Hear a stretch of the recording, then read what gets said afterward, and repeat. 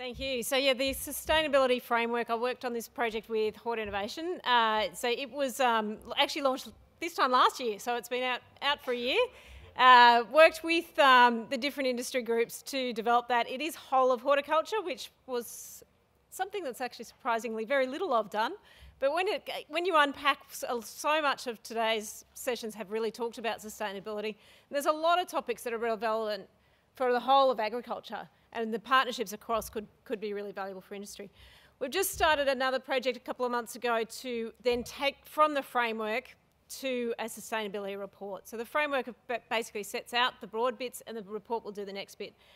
And even though it was only a year ago that we launched it, an awful lot has happened in that space in the last year. So we're just doing a bit of an update to check on some of those things that the other speakers have talked about.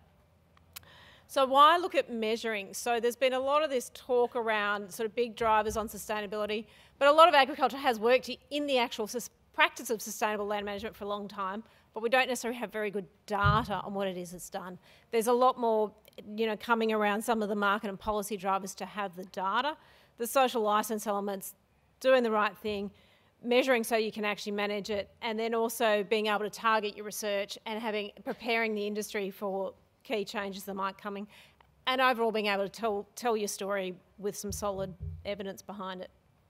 So what did we do? We started with what they call the materiality assessment, so going out and looking at the whole range of stakeholders across your supply chain and externally to see what were the really key topics.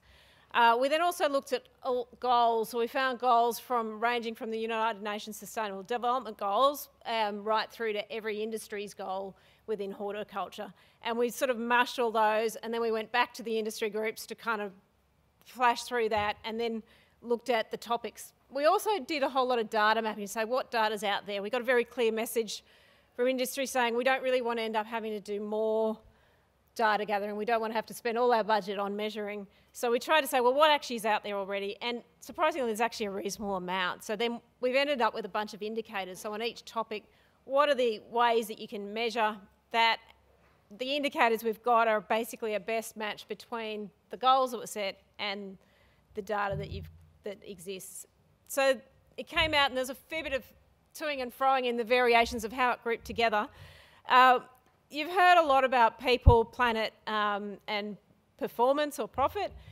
We thought it was really important to highlight that people kept saying to us, but we actually produce food. And from a sustainability perspective, that's one of the most fundamental things. So in the Sustainable Development Goals, they talk about zero hunger. That talks about nutrition.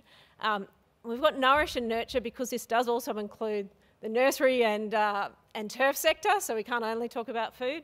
And so there was about championing, there's a little bit of tendency in ag industries to be a bit defensive around minimising impact. But at the end of the day, actually producing food is really crucial. So that's why we tried to highlight that one. The people and enterprise bits together, because they're so intertwined for Hort, planet and resources, and looking at in that there's indicators that are around not only minimising the footprint on the planet, but also looking at the resources you need to be able to produce food, and then less waste.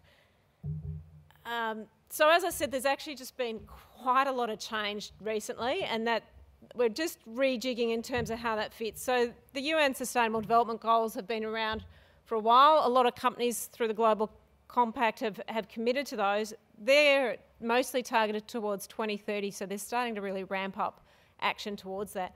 The Glasgow Climate Summit, you'll now hear a lot of companies talk about that they have a commitment to COP26 through the Science Based Targets Initiative. Now, what does that mean as a grower? Well, what it means is that they're now looking at what they term Scope 3 emissions, so that means coming right down to the farm level of what the actual emissions level is from farm, and also the input supply. So obviously there's a high energy use in fertiliser production, for example. So that flows through, and it's really about this sort of your supply chain and your investors. The investors are a big part of this too, and some of those Glasgow commitments were around being implemented through access to finance.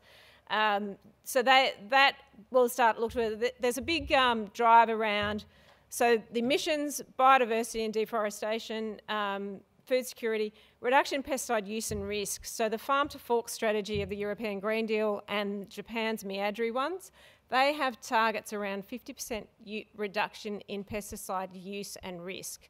So it's not necessarily just a total volume, it's actually also weighting that based on the risk profile of that pesticide. There was some legislation tried to put forward through the EU last month about actually legislating that element.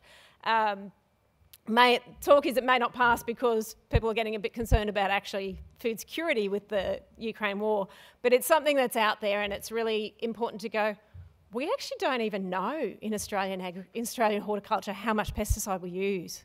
Some of our ag industries do have some figures, so it's worth trying to go, well, what actually really is this and what would it mean? And in terms of when you compare the risk profiles of the different ones. There's also a lot of talk around regen ag, and there's sort of, there's a bit of broad scope on regen ag, so it's worth trying to delve into what are some of the companies mean when they talk regen, and it often is actually effectively what we've termed best practice in things, but a much bigger focus on soils and soil health. So what we've done is we've just gone through and looked at some of the major customers of horticulture and looked at, which are the big global commitments they have, what are the business coalitions that they're signed up to, and what are the disclosure platforms. So this is about data. So a lot of companies are reporting data on a global level. So it's interesting, if you look at processing potatoes, they're now saying that the growers are having to fill out different sustainability metrics for different companies that they supply, which is curious because those companies at a higher level are actually then reporting into the same disclosure platforms. So there's quite a lot here at the moment of saying, well, what can you do to simplify this? I think we got a very clear message of try and minimise having to get any extra data filled out by growers. So what are the other ways of finding the information that's needed? So we did this. This is obviously a really busy chart that maps how important each of those topics are to each of those customers. Obviously not all of them are customers for berries, but some of them are important to nuts or nursery or someone else. So then in terms of, does that actually matter for you?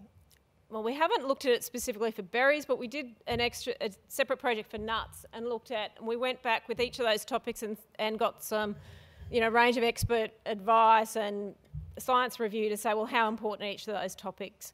And that's where you can then pick out, well, which ones are the ones you really want to focus on. So quality, food safety, traceability, sustainable ag practice is how it's often termed. Sometimes the regen ag term would be used. Water, chemical use, pollinator health, which is probably even more critical in the last few weeks, emissions, and the ethical and safe work. I think you'd probably find those are pretty similar for berries, but worth just putting the lens on it and seeing what it is. A couple of other things that just come out is the Global Reporting Initiative is the framework that's used for sustainability reporting by most companies, and it has guided the sustainability frameworks in most of the ag industries in Australia.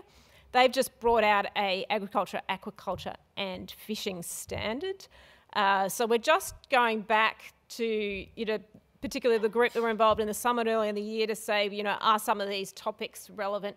Some of them are around like anti-competition and things we had in our early scoping that we did sort of 2 years ago, and they rated lower, so we dropped them off. But we're just rechecking that. Then also the NFF has worked on a whole of ag sustainability framework. Not quite sure just how that's going to evolve and roll out, but what I would say is there's actually quite a lot of elements such as your emissions calculations or your modern slavery elements that would be relevant to work off as whole of agriculture. I know often you find it hard to work at whole of horticulture, but some of this stuff at a whole of ag may actually give you more credibility as well. So just what we're doing in terms of the framework, and I just encourage you to have a look. It's on the Hort Innovations website, is the Australian Horticulture Sustainability Framework, and what we've done is basically try to work through, well, what does this concept mean in terms of horticultural production? You'll find some that may not be relevant to berries, but they're relevant to someone else, or not as high priority because it's a broad scope that's hort. But most of these water ones, I think, are quite relevant. So we spelt that down into a series of goals and then a set of indicators of how you could measure.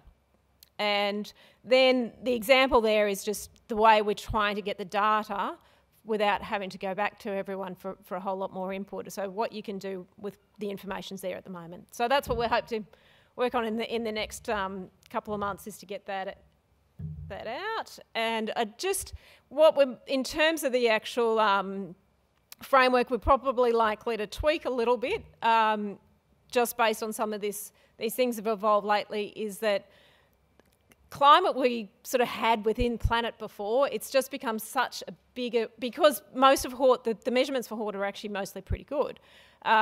So it wasn't seen a big one. It's just become such a dominating thing now that we were thinking about putting maybe a towards zero pillar, which would combine the waste and the climate elements. On the waste, there was a question earlier around what you do with that, your product that actually you're currently throwing out. If you look at some of the things, the food waste component is considered a really big priority, and I think that there's a huge opportunity there to look at sort of some food tech solutions to try and make use of that's currently going out, because that does have a lot of incentives for companies. When you have global food companies saying 70% of their emissions footprint is agriculture production, that's where it sort of goes, well, that's where it comes back to here.